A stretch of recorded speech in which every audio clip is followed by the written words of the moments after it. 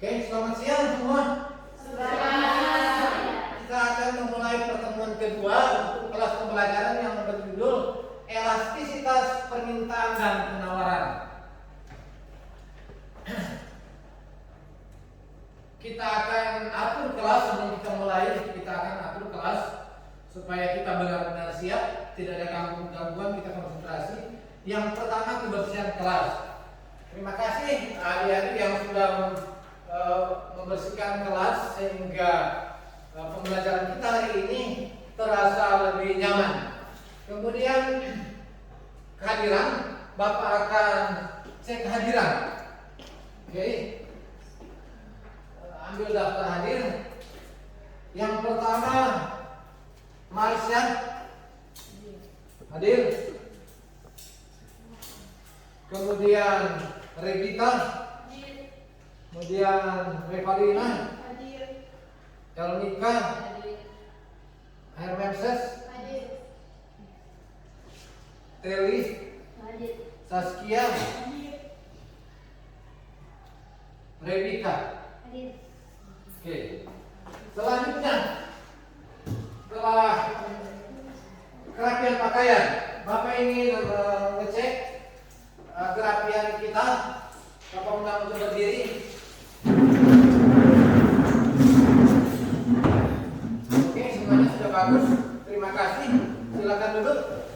Yang berikutnya, posisi tempat duduk. Ya, posisi harus simetris supaya ketika pembagian kelompok seimbang dan kelihatan indah dan rapi. Kemudian kesiapan jaringan internet. Coba lihat semua kalau ada internet, karena sebentar ada pretest. Kalian akan menjawab soal-soal yang di pretest. Sudah siap semua? Nah, kalau sudah, kembalikan HP di depan supaya kita disiplin. Yang berikut, doa buka. Sekarang Bapak ingin minta kesediaan doa buka di bawah pimpinan akan dipimpin oleh Linda, dan kita berdiri semua. Mari kita silakan. Yesus bimbinglah kegiatan kami dan lawan pertengahan yang berakhirnya dengan seturut kehendak-Mu. Terima kasih Tuhan, dalam nama Bapa, Anak, dan Roh Kudus. Amin. Oke, silakan dulu. Terima kasih kita yang sudah berkumpul dalam doa. Berikutnya kita akan menyanyikan lagu nasional.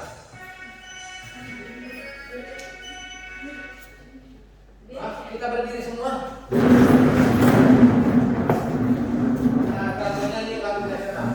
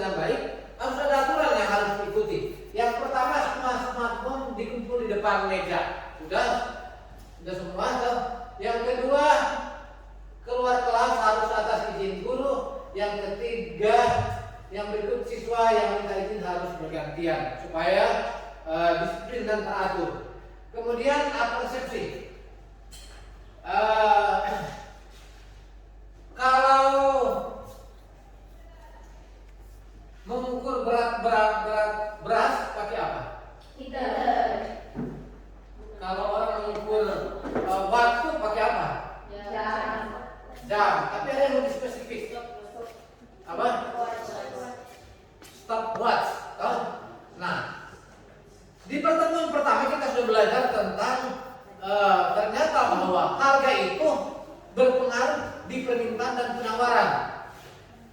Tetapi ada yang berpengaruh kuat, ada yang berpengaruh tidak kuat, lemah.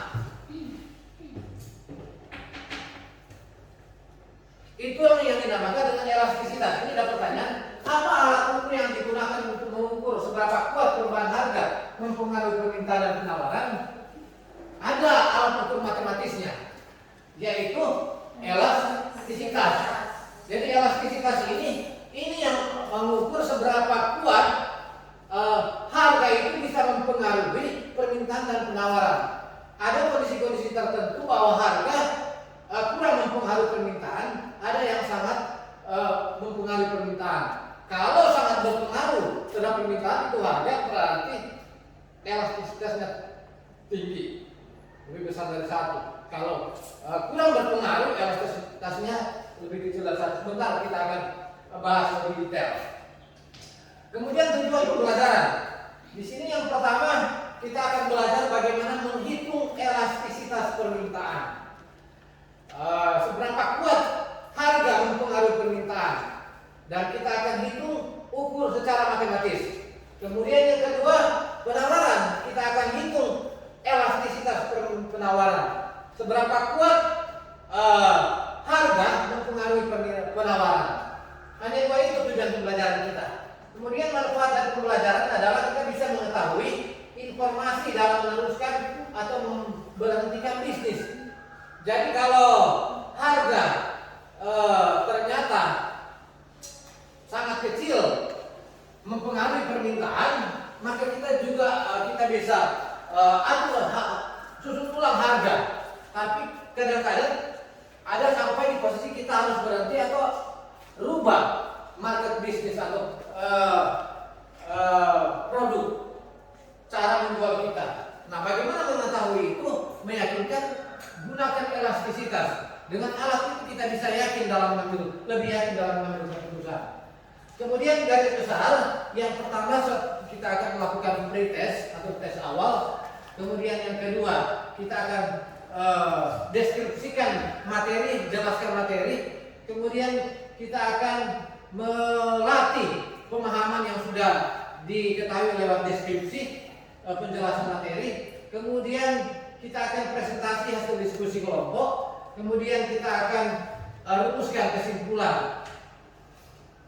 Kemudian yang berikut kita adakan post test, dan yang terakhir kita akan refleksi. Oke. Nah, ini ada penilaian peserta didik selama kegiatan pembelajaran. Jadi Bapak akan nilai semua aktivitas Anda akan dinilai, perilaku maupun hasil ujian. Apa semua lebih spesifik yang akan kita nilai? Ini yang pertama, ketepatan waktu dan dalam mengikuti kelas. Jangan sudah terlambat, karena kalau Anda sering terlambat maka nilainya itu sangat kurang. Kemudian ketepatan waktu dalam menyelesaikan tugas, keterampilan dalam menyelesaikan soal, kemudian keaktifan dalam diskusi kelompok, kemampuan bekerja sama, kemudian keaktifan dalam memberikan pertanyaan dan memberikan tanggapan terhadap materi pembelajaran, kerapian kesopanan dalam selama mengikuti pembelajaran, dan terakhir hasil dari post test. Semua ini adalah indikator dalam Bapak memberikan nilai kepada Anda. Jadi jika Anda ingin mendapatkan nilai bagus, perhatikan semua indikator ini. Oke, sekarang kita akan pretest, dan semua HP yang dipegang, dan kita akan melakukan pretest terlebih dahulu selama 5 menit.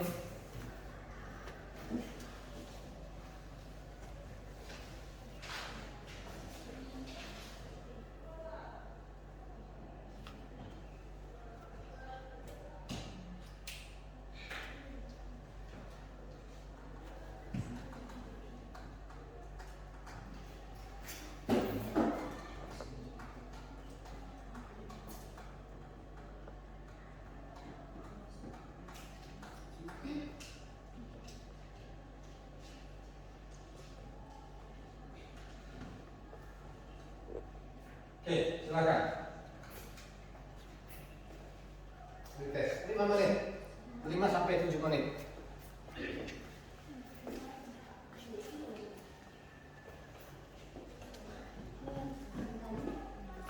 Belum ada.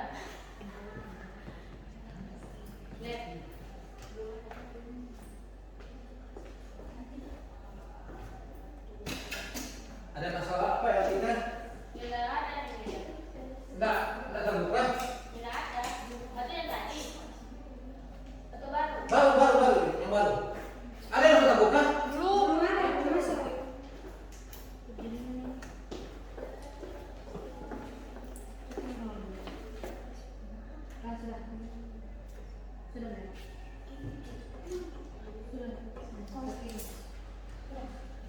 Sudah, oke, silakan.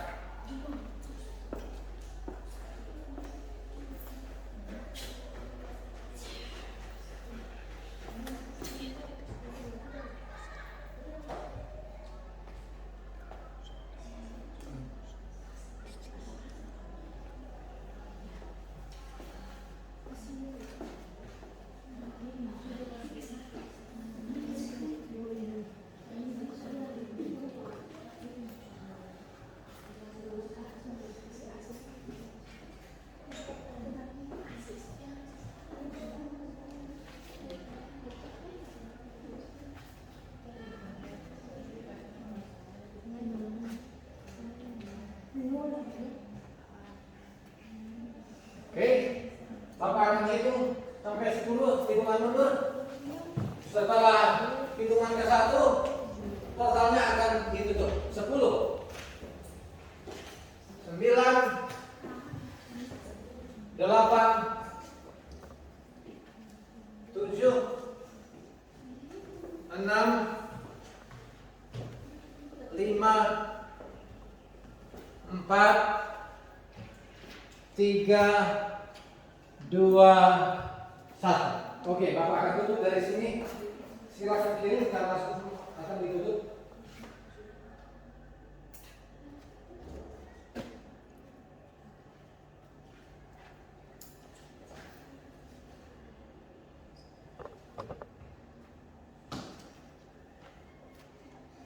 Oke, kita lihat hasilnya. Ini baru pretest, tapi sudah banyak yang benar. Ada Rahmawati 50, Rebecca 75, Rio 75, bahkan udah 100, Maila 100, dan masih lagi. Jadi ini sudah agak bagus, walaupun baru pretest. Sekarang kita akan lanjut. Tapi sebelum kita lanjut sama HP, silakan taruh di depan meja agar supaya kita tetap di sini. Karena HP kalau kita tidak kendalikan akan menciptakan gangguan. Sudah semua? Oke, mari kita lanjut. Nah, di sini kita akan nonton video untuk orientasi kita ke masalah. Perhatikan. Ini ada video.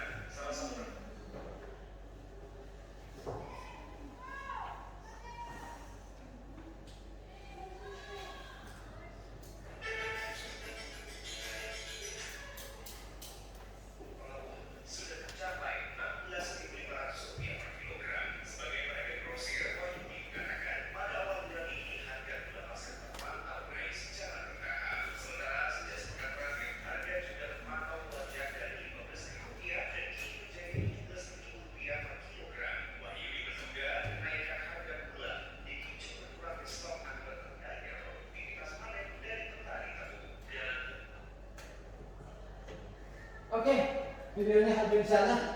Ada yang mau ingin berkomentar tentang apa ini? Video ini?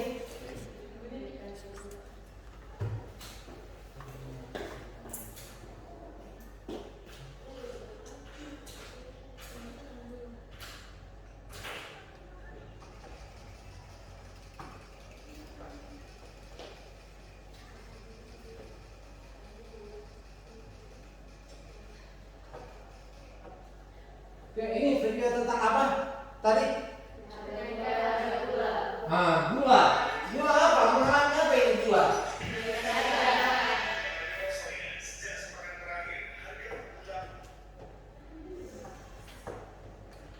Gula apa?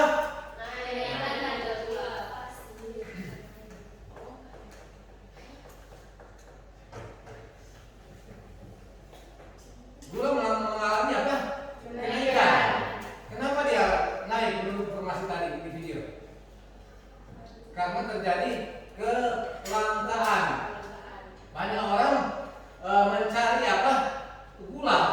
Semakin karena banyak orang yang mencari gula, itu harga jadi semakin tinggi. Nah, artinya lewat video tadi bahwa harga ini memiliki hubungan dengan permintaan. Walaupun harga semakin naik, gula itu harusnya kan kalau harga semakin naik, orang mau beli itu gula semakin kecil. Tapi kenapa di video tadi gula harganya semakin naik, tetapi orang justru semakin cari itu gula, justru lebih mahal. Itu karena secara ekonomi elastisitas dari harga gula dan permintaan tadi itu lemah. Karena apa? Jawabannya gula itu ada hubungan dengan 9 bahan pokok kebutuhan dasar manusia. Kebanyakan harga-harga yang ada hubungan dengan kebutuhan dasar manusia elastisitasnya rendah. Artinya tidak selalu seperti hukum permintaan dan penawaran yang kita sudah bahas dari pertemuan yang lalu.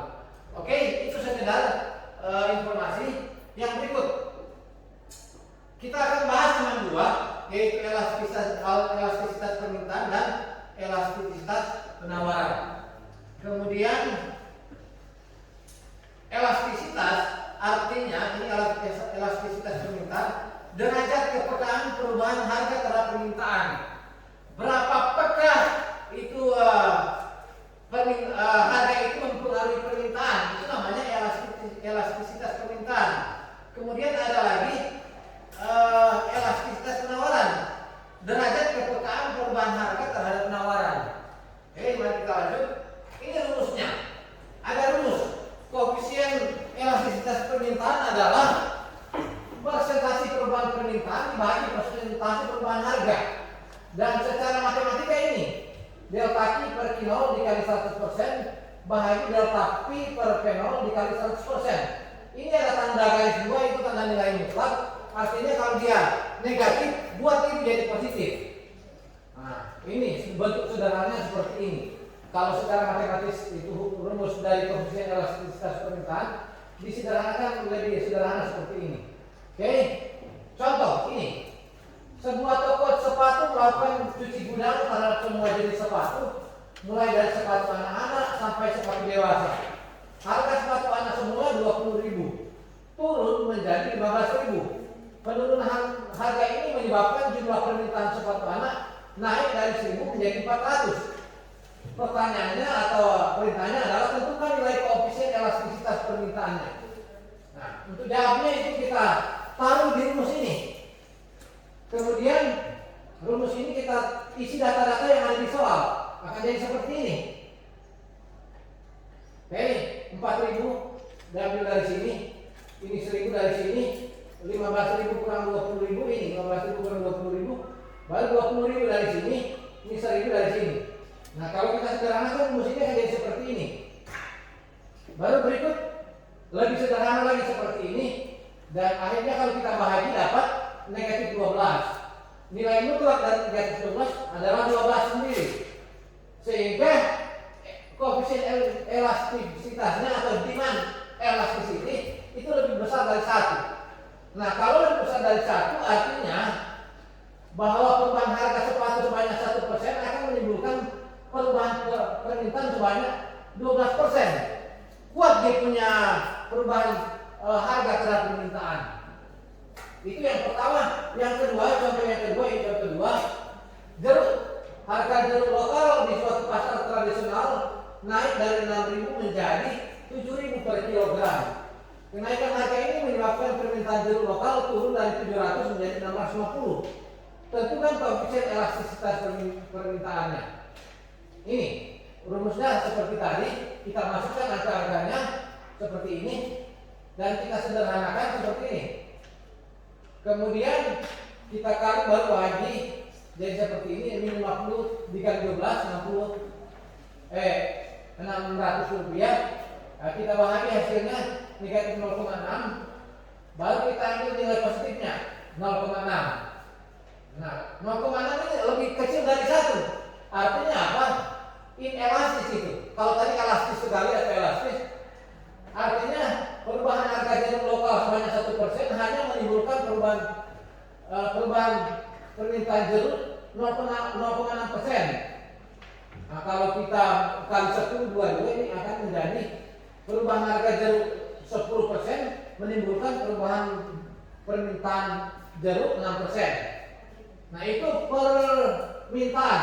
Karena bagaimana kalau penawaran? Rumusnya sama, tapi tidak ada nilai mutlak ini. Rumusnya masih sama, kecuali nilai mutlaknya untuk elastisitas penawaran. Contoh, ini harga sepatu naik yang semula 15.000 jadi 20.000, sehingga penawarannya naik dari 1.000 menjadi 4.000. Tentukan koefisien elastisitas penawarannya. Kita tulis dulu rumusnya seperti ini, baru kita masukkan angka-angkanya seperti ini. Setelah angka-angka dimasukkan, kita sederhanakan. Ini kita kurangkan jadi sederhana begini, baru kita kali yang di atas, baru bahagi 5.000, 9. Nah, ini elastisitas penawarannya besar atau elastis karena lebih dari 1. Berarti perubahan harga sepatu anak 1% menimbulkan perubahan penawaran sebanyak 9%. Elastisnya besar untuk penawaran. Contoh 4 ini. Contoh 4. Harga jeruk lokal di suatu pasar tradisional naik 6.000 menjadi 7.000.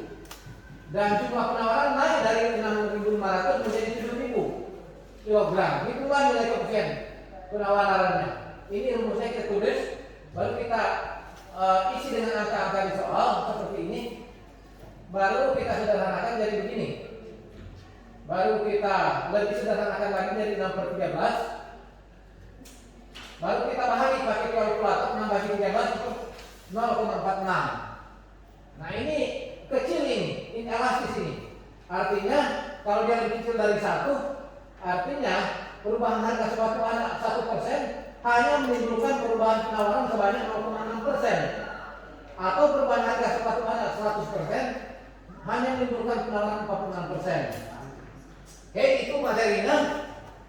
Sekarang kita akan datang di LKPD, Lembaga Kerja Peserta Didik, buat 2 kelompok, maksudnya ini bukan 3, 2 kelompok. Masing-masing kelompok memiliki 2 kelompok. Baru kita kerjakan LKPD yang Bapak sudah bagikan. Silakan. Selama 10 menit kerjakan itu LKPD.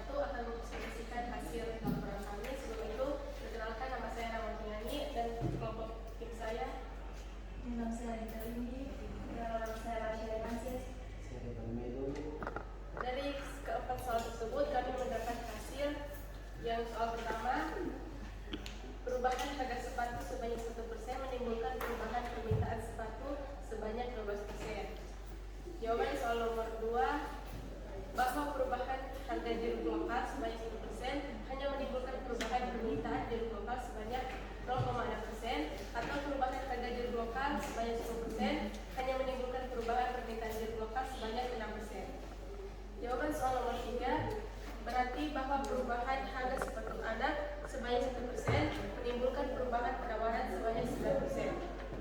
Jawaban soal nomor 4, bahwa perubahan harga sepatu anak sebanyak 1% hanya menimbulkan perubahan penawaran sebanyak 0,46%, atau perubahan harga sepatu anak sebanyak 100% hanya menimbulkan perubahan penawaran sebanyak 46%.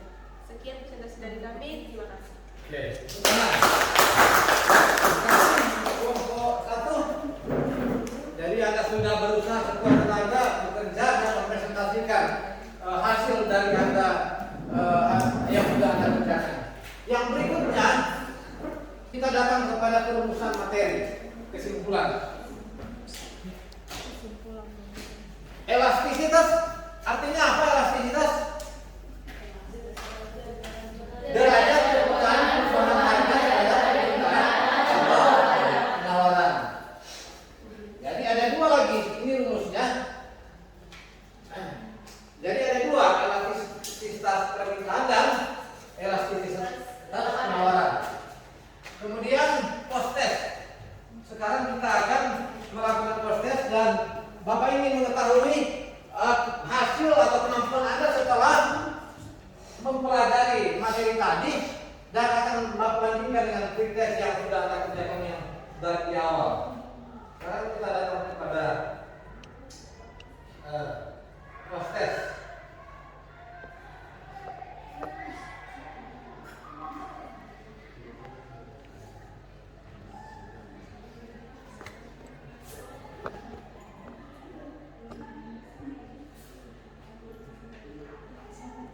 Oke, silakan. Waktunya 5 sampai 7 menit. Post test.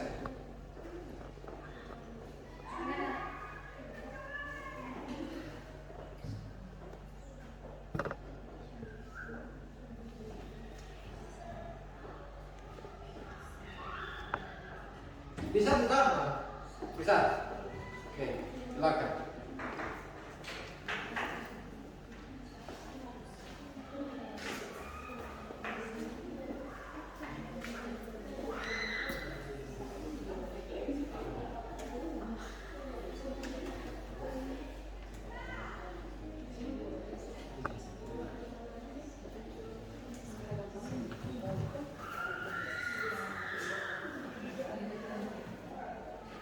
Setelah post test selesai, Bapak akan hitung mundur 10 hitungan.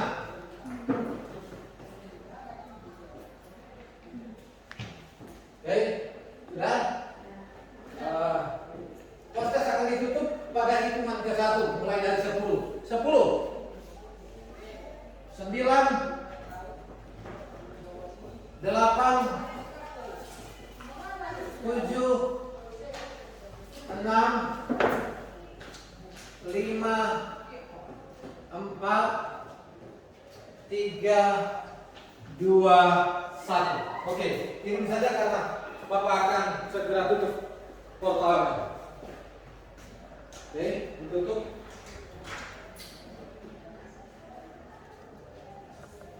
Akan dilihat hasilnya seperti apa.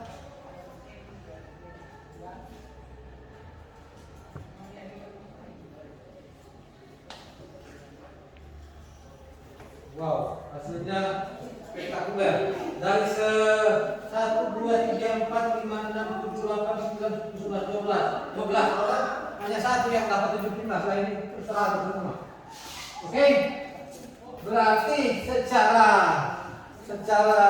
keseluruhan mengalami peningkatan signifikan antara pretest dan post test. Artinya pembelajaran hari ini kita berhasil dan untuk HP smartphone segera ditaruh di depan lagi.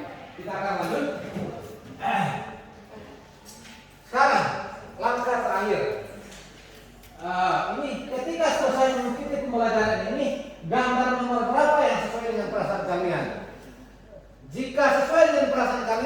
Anda angkat tangan. Kalau tidak, jangan angkat tangan. Ini ada gambar nomor 5. Apakah sesuai? Tidak ada yang angkat tangan, berarti tidak sesuai. Yang nomor 4? Tidak ada. 3? Yang 2? Kalau ini yang 1, angkat tangan yang sesuai dengan perasaan. Oke, terima kasih. Turun tangan, berarti Anda sangat senang dengan pembelajaran kita hari ini, tercermin dari jawaban refleksi yang Anda berikan. Sekarang untuk materi selanjutnya adalah tentang kebijakan moneter. Jadi berikut pada pertemuan berikut, kelas yang berikut, kita akan belajar kebijakan moneter yang diambil oleh pemerintah untuk mengendalikan pasar dan mengendalikan negara. Di sana siapa tahu berikut Anda ada di pejabat publik di pemerintahan, Anda akan mengambil kebijakan moneter untuk negara ini. Kemudian berikutnya tugas tidak lanjut. Silakan akses link tugas yang sudah Bapak berikan Google Form di di grup WhatsApp, dan kerjakan untuk pertemuan berikut. Bapak akan kumpul ini. Bapak akan lihat dan umumkan hasilnya tugas ini. Kemudian kita akan akhiri kelas kita pada hari ini. Sekali lagi semua diundang berdiri dan kita akan doa. Tutup dengan doa dan doa untuk meminta kesediaan dari Melika Kasiari untuk kita dalam doa. Silakan.